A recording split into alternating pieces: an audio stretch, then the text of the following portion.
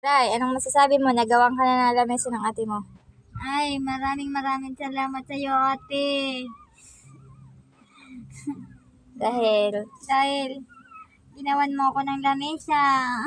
Meron ka ng pagpapatungan ng kanin. Mayroon akong patungan ng kanin dito. So, ayan guys, napag-isipan ko na gawan si Biray ng maliit na lamesa para kapag kumakain siya ay meron siyang lamesa.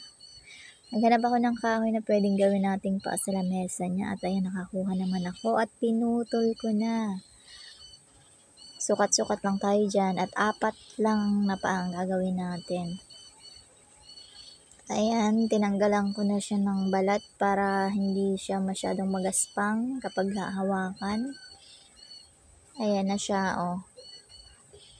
Makinis na din kahit pa paano. At ayan na nga, nagputol na rin ako ng plywood dyan. Yung tamang sukat lang para kay Biray.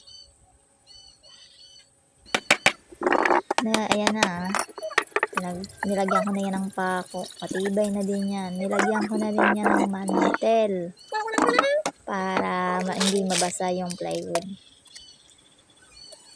Ray, anong masasabi mo? Nagawan ka na ng lamesa ng ate mo. Ay, maraming salamat sa iyo, ate. Dahil ginawan mo ako ng lamesa.